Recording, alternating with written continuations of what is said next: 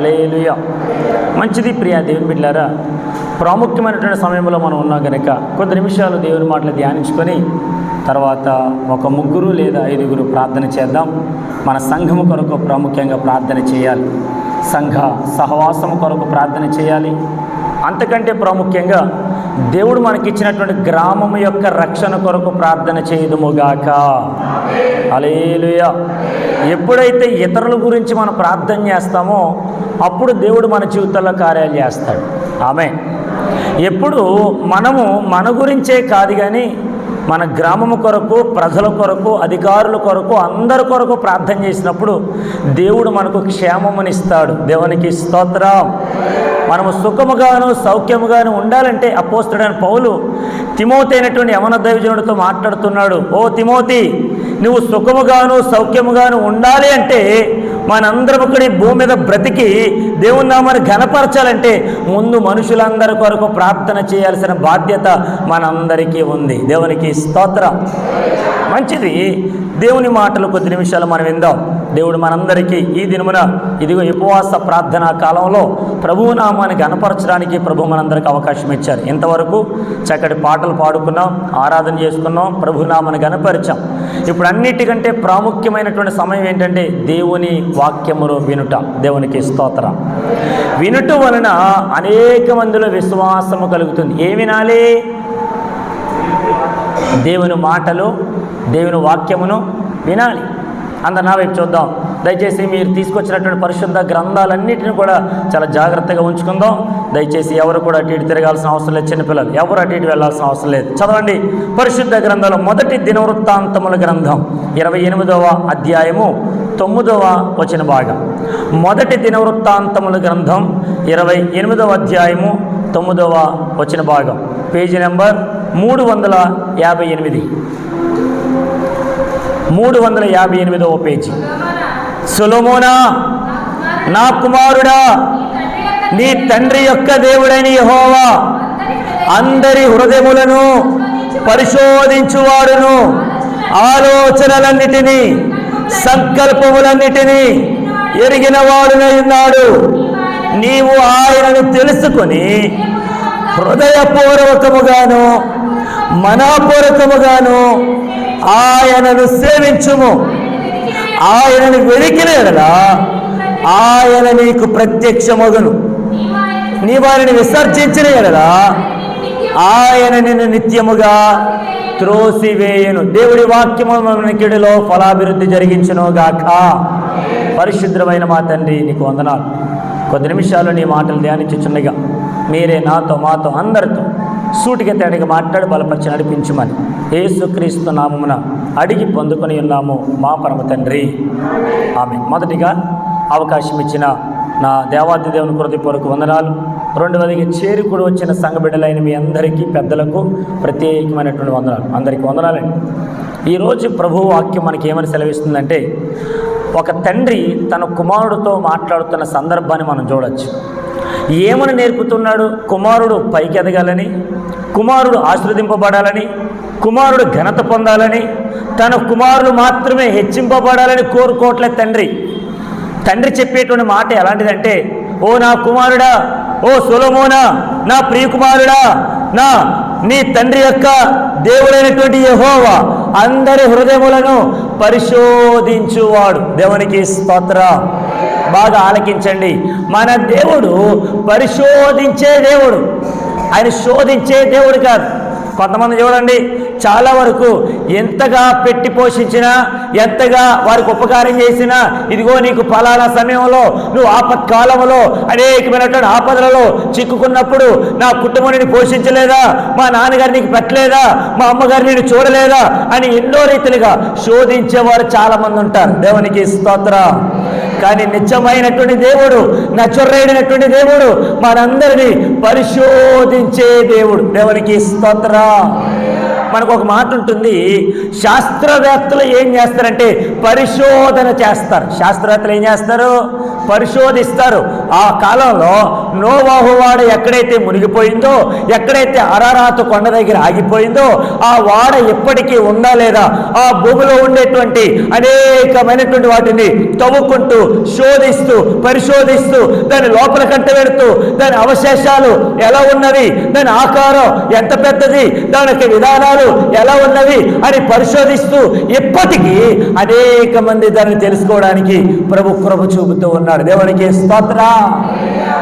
నోవాహు ఉండడం ఎంత నిజమో, నోవాహు కట్టినటువంటి వాడ కట్టడం అంతే నిజం. ఆ వాడ ఎప్పటికీ నిలిచింది.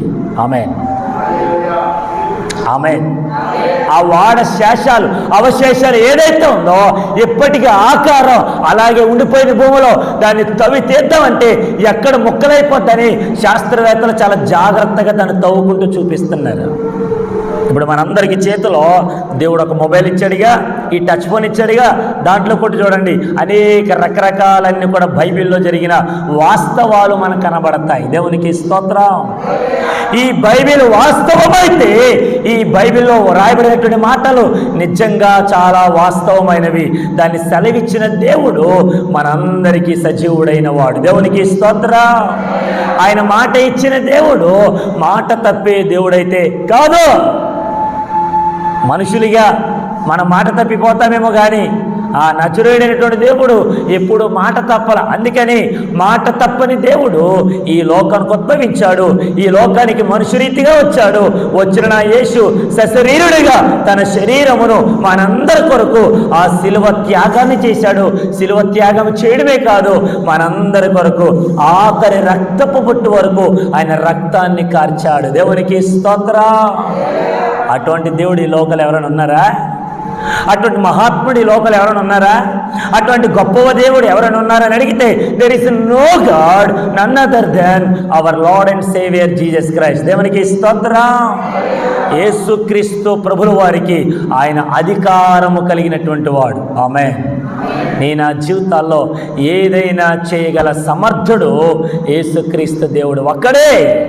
ఇప్పుడు ఆ దేవుడు గురించి ఇదిగో తండ్రి అయినటువంటి దావీదు తన కుమారుడైనటువంటి సొలొమోనుతో మాట్లాడుతున్నాడు. ఓ నా సొలొమోనా, నా కుమారుడా, ఇదిగో నీ తండ్రి యొక్క దేవుడు ఆయన ఎలాంటి వాడు అనుకుంటున్నావు?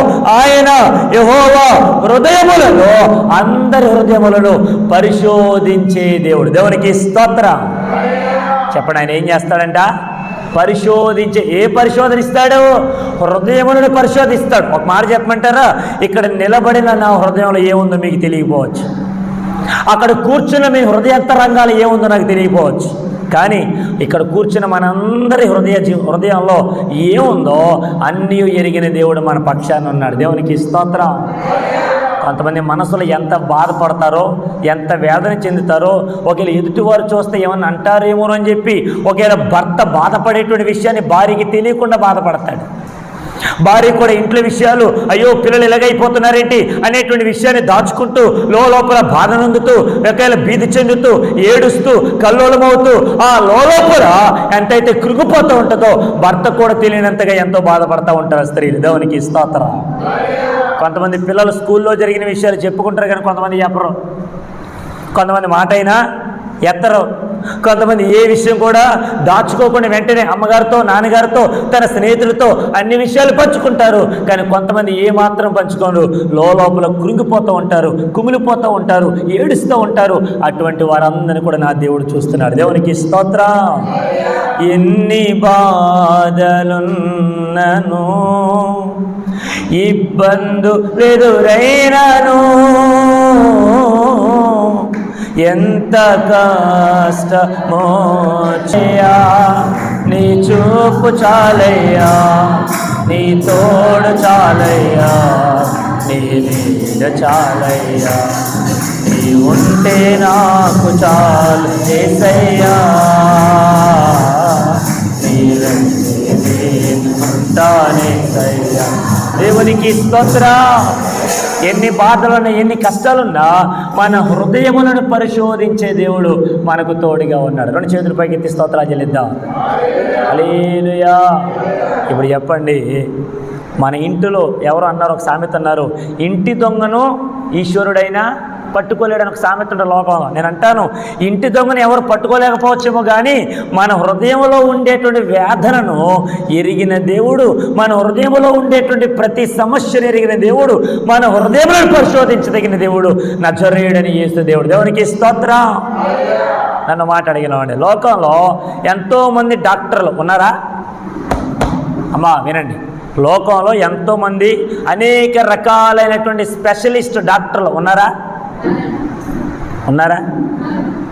ముక్కుకో డాక్టర్, కన్నుకో డాక్టర్, చెవుకో డాక్టర్, పంటికో డాక్టర్, చేతులకో డాక్టర్, నరాలకో డాక్టర్, కీళ్ళకో డాక్టర్, ఎముకలకో డాక్టర్, అనేక రకాల అందరికీ హార్ట్లు కూడా చాలామంది డాక్టర్లు ఉన్నారు. నేను అంటాను, ఈ హార్ట్ కొట్టుకుంటుందో లేదో చెక్ చేయగలడంతే, లోపల ఏం ఆలోచిస్తున్నాడో చెప్పగలడా డాక్టర్?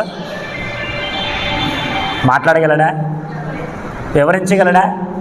దేవునికి స్తోత్రం. చెప్పండి హల్లెలూయా.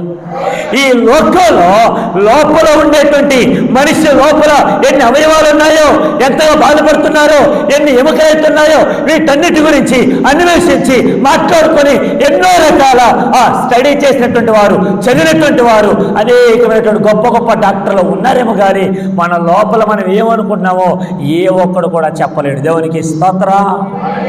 హల్లెలూయా. ఈ రోజున చాలామంది సైకాలజిస్టులు ఉన్నారు. ఎవరున్నారు? సైకియాట్రిస్టిక్ అంటారు చూసారా? సైకాలజీ. మనిషి ఎందుకు అలా ఉన్నాడో చూడగానే చెప్పగలిగినటువంటి ఉన్నారు కానీ లోపల ఏమనుకుంటున్నాడు ఎవరు చెప్పలేడు. ఆమెన్. అందుకని నా దేవుడు మాత్రమే చెప్పగల మాట ఏంటంటే, ఆయన హృదయములను పరిశోధించగలిగిన దేవుడు. దేవునికి స్తోత్రం. ఎవరు చెప్తున్నారు ఈ మాట? ఒక తండ్రి తన కుమారుడితో పలుకుతున్న మాట. దేవునికి స్తోత్రం. ఓనా సొలొమోనా, కుమారుడా, రే నువ్వేమనుకుంటున్నావో, ఎలా ఆలోచిస్తున్నావో, నీ హృదయ రహస్యాలేంటో మనుషులకు తెలియకపోవచ్చు నాన్న, నా దేవుడికి మాత్రం సమస్తము తెలుసు. ఆయన ఎవరి దేవుడో తెలుసా? నీ తండ్రి అయినటువంటి దేవుడు. అందుకని దావీదుని నా దేవుడు ఏమన్నాడు తెలుసా? దావీదు నా హృదయానుసారుడు. దేవునికి స్తోత్రం. దావీదు ఏదైతే దేవుని హృదయంలో ఉందో అన్ని తెలుసుకున్నటువంటి వాడు. అందుకే ఆ దేవునికి దేవాలయం కట్టాలన్న ఆలోచన వచ్చింది దావీదుకు మాత్రమే. ఇంకెవరైనా అన్నారా బైబిల్లో? దేవునికి స్తోత్రం. చెప్పండి హల్లెలూయా.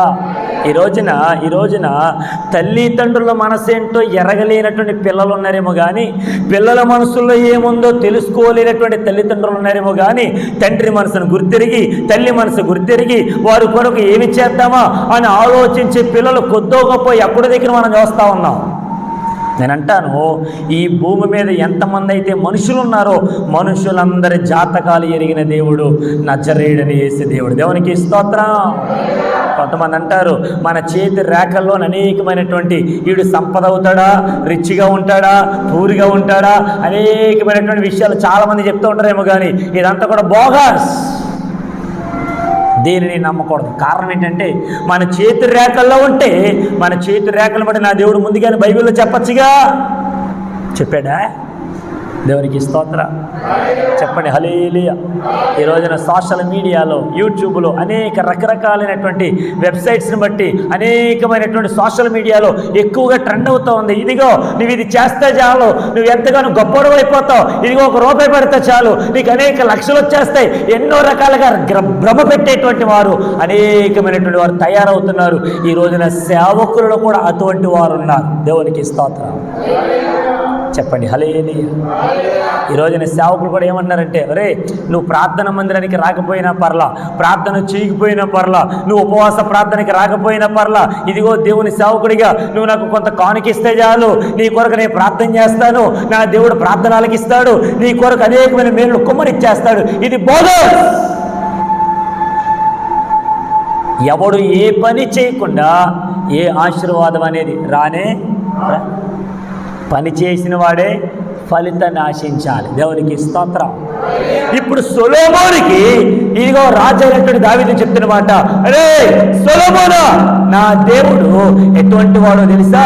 ఆయన హృదయములను పరిశోధించువాడు. దేవునికి స్తోత్రం. రెండో విషయానికి వెళ్తున్న దాంట్లో రాబడిన మాట, ఆలోచనలన్నిటినీ సంకల్పములన్నిటినీ ఎరిగిన వాడునై ఉన్నాడు. దేవునికి స్తోత్రం. హల్లెలూయా. ఆలోచనలంట, సంకల్పములంట అన్నీ కూడా ఎరిగినవాడు దేవుడు. ఒక మాట చెప్తున్నా, ఆలకించండి. ఈరోజు ఈ సాయంకాల వేళలో రేపటి గురించి ఏమి చేద్దామని మనకున్న ఆలోచనలు లేవా? రేపొద్దున పిల్లలు స్కూల్కి వెళ్తారుగా, ఏం వండాలి, నా భర్త గారు ఊరు వెళ్తున్నారు కదా, ఆయనకి ఏం బట్టలు పెట్టాలి, ఎన్ని రోజులు ఉంటారు ఆయన, అన్నీ ముందుగానే ఆలోచించి అన్ని సంకల్పాలను కూడా ముందుగానే అన్నీ కూడా మనం సిద్ధపడి చేసుకొని ఏమి చేద్దాము అనేటువంటి ఆలోచనతో ముందుకు వెళ్ళిపోతున్నటువంటి మన గురించి ఆయన ఎరిగిన దేవుడిగా ఉన్నాడు. దేవునికి స్తోత్రం. చెప్పండి హల్లెలూయా, చెప్పండి హల్లెలూయా. మన గురించి నా దేవుడికి తప్ప ఇంకెవరికి తెలిసండి? అంత బాగా ఎవరికైనా తెలిసిన వాళ్ళు ఉన్నారా? కొంతమంది అంటారు, అసలు తల్లులకి పిల్లల యొక్క మనస్తత్వం ఏంటి ఈజీగా తెలుసండి. ఎందుకంటే ఆమె కూడా ఒక తల్లి కనుక అనేకమైనటువంటి కష్టాలు పడింది కనుక, ఆ పిల్లల విషయంలో కనేటువంటి విషయంలో ఎంతో బాధ చెందింది కనుక, ఎంతో నొప్పులు భరించింది కనుక ఆ పిల్లల మనస్తత్వం ఏంటో ఈ తల్లికి తెలుసండి అని అంటారు. మంచిదే. నేను అంటాను, తల్లి భరించిన నొప్పి కంటే ఎక్కువగా నొప్పిని భరించిన వాడు నజరేయుడైన యేసు దేవుడు. దేవునికి స్తోత్రం. ఆ కలువరిగిరిలో ఆయన పడినటువంటి శ్రమ, ఆ పిడిగుతులు గుద్దుతున్నప్పుడు, ఆ కొరడా దెబ్బలు కొడుతున్నప్పుడు, ముళ్ళ కిరీటం పెట్టినప్పుడు, అనేకమైనటువంటి వారు అందరూ కూడా ఉమ్మవూస్తున్నప్పుడు, అనేకమైనటువంటి అవమాన పాలు చేసినప్పుడు, ఎగతాళి చేసినప్పుడు ఆ నొప్పిని భరించాడు. మన కొరకు, మనందరి కొరకు ఆయన ఎంతగానో తన రక్తాన్ని చిందించాడు. ఆయన మన ఆలోచనలన్నిటినీ, మన సంకల్పములన్నిటినీ ఎరిగిన దేవుడిగా ఉన్నాడు. దేవునికి స్తోత్రం. రేపు ఆదివారం అని చాలామందికి తెలుసు, కానీ ఆదివారం ఆరాధనలో పాల్పొమ్మలు పొందాలని తెలుసు. ఎప్పుడైతే ఇటువంటి ఆలోచనలు మనలో ఉన్నాయి, వెంటనే ఇంకొక ఆలోచన వస్తూ ఉంటుంది. ఆదివారం ఒక ఫంక్షన్కి వెళ్ళాలిగా, ఆదివారం ఒక పెళ్ళికి వెళ్ళాలి కదా, ఈ ఆదివారం ఆరాధన ఎలా మానేద్దాం అనే ఆలోచన చాలామందికి ఉంటాయి. నన్ను క్షమించాలి. దేవునికి స్తోత్రం. చెప్పండి హల్లెలూయా. ఆదివారం ఆరాధనలో పాలు పంపులు పొందుట మనకెంతో మంచిది, అది మన జీవితాల్లో శ్రేయస్కరమైనది. దేవునికి స్తోత్రం. రెండు విషయాలు చెప్పుకుని, ఒకటి ఆయన హృదయములను పరిశోధించే దేవుడు, రెండు ఆయన మన ఆలోచనలు, మన సంకల్పములు ఎరిగిన దేవుడు. మనం ఏమనుకుంటున్నామో, ఎలా తలంచుచుంటున్నామో, ఎదుటివారి గురించి ఏం మాట్లాడుకుంటున్నామో, వాడు ఎలా పతనం చేయాలనుకుంటున్నామో అన్నీ ఎరిగిన దేవుడు. దేవునికి స్తోత్రం. మూడు విషయం చెప్పి నేను ముగిస్తాను. చదవండి, అందులో రాయబడిన మాట, నీవు ఆయనను తెలుసుకొని హృదయపూర్వకముగాను మనఃపూర్వకముగాను ఆయనను సేవించుము. దేవునికి స్తోత్రం. రే సొలొమోనా రాజా, నువ్వేదో చేద్దాం అనుకున్నావు, డబ్బు ఉందని, బంగారం ఉందని, వెండి ఉందని, అనేక రకాలుగా ఎన్నో ప్రగల్భాలు పలుకుతున్నావేమో, నేను తప్ప ఎవరు కూడా దేవుని మందిరాన్ని కట్టలేరని అనుకుంటున్నావేమో. అసలు నేనే గనక రాజుగా ఉన్నాను కాబట్టి, అసలు నేనే గనక అన్ని విషయాల్లో ముందుగా ఉన్నాను కాబట్టి, నా ద్వారా తప్ప ఎవరి ద్వారా కూడా ఇటువంటి మందిరం కట్టబడలేదు అని అనుకుని ఒకవేళ గర్వంతో ఉంటావేమో. ఓ నా సొలొమోనా, ఓ నా కుమారుడా, అలా ఉండద్దురా బాబు.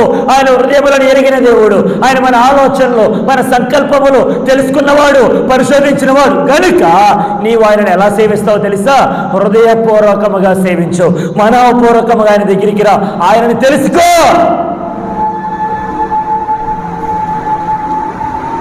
దేవునికి స్తోత్రం. చెప్పండి హల్లెలూయా. అలా తెలుసుకోవడమే కాదు, ఆయన సేవించడమే కాదు, రెండో మాట అన్నాడు, ఆయనని వెదికిన ఎడల ఆయన నీకు ప్రత్యక్షమగును. దేవునికి స్తోత్రం. చెప్పాలి, ఆయన ఏం చేయాలంటే మనం వెతకాలి. చెప్పాలి, ఏం చేయాలి? చెప్పాలి, ఏం చేయాలి? వెతకాలి. ఒక తల్లి తన దగ్గర ఉండేటువంటి 10 వెండి నాణాల్లో ఒక వెండి నాణాన్ని పోగొట్టుకుంది ఆ తల్లి. ఎప్పుడైతే ఒక వెండి నాణం పోయిందో వెంటనే ఆ తల్లి అనుకోవచ్చు, నాకు 9 మిగిలినాయి కాబట్టి ఈ ఒక్కదాని కోసం ఎందుకు ఆరాటపడాలి అని చెప్పి వదిలేసి ఉండొచ్చు, దాని గురించి మర్చిపోయి ఉండొచ్చు, దాని గురించి ఎటువంటి ఆలోచన లేకుండా బ్రతుకుండొచ్చు. కానీ ఆ తల్లి చేసిన పని ఏంటో తెలుసా? ఆ 9 పక్కన పెట్టి పోగొట్టుకున్న నాణాన్ని చక్కగా చీపురు తీసుకొని ఇల్లంతా ఊడ్చిందట. ఓడవడమే కాదు, ఎప్పుడైతే ఊడ్చిన తర్వాత ఆ వెండి నాణం దొరకగానే, ఆ ఒకటి పోగొట్టుకున్న దొరకగానే తన ఇంటి వారందరినీ, అనేకమైనటువంటి స్నేహితులందరినీ పిలిచిందంట. పిలిచేయమని చెప్పిందో తెలుసా? ఇదిగో నేను పోగొట్టుకున్న నాణము నాకు దొరికింది, రండి అని ఆ ఉత్సాహమును, ఆ సంతోషమును, ఆ సంభ్రమమును అనేక మందితో పంచుకుంది. దేవునికి స్తోత్రం.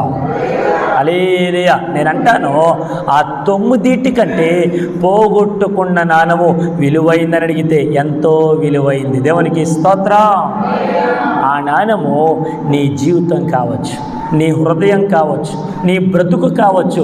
వీటన్నిటినీ ఎప్పుడైతే మనం గాలికి వదిలేసుకుంటామో, మిగిలిన వాటన్నిటిలో నాకు తలాంతులు ఉన్నాయి కదా, నాకు టాలెంట్స్ ఉన్నాయి కదా, నేను పాట పాడగలను కదా, అయ్యో నేను వాక్యం చెప్పగలను కదా, నేను అనేక రీతిగా ఆరాధన చేయగలను కదా, నాకంటే పోటీగాడు, నాకంటే అందగాడు, నాకంటే గొప్పవాడు ఎవడు లేడు కదా అని అనుకోవడం తప్పు.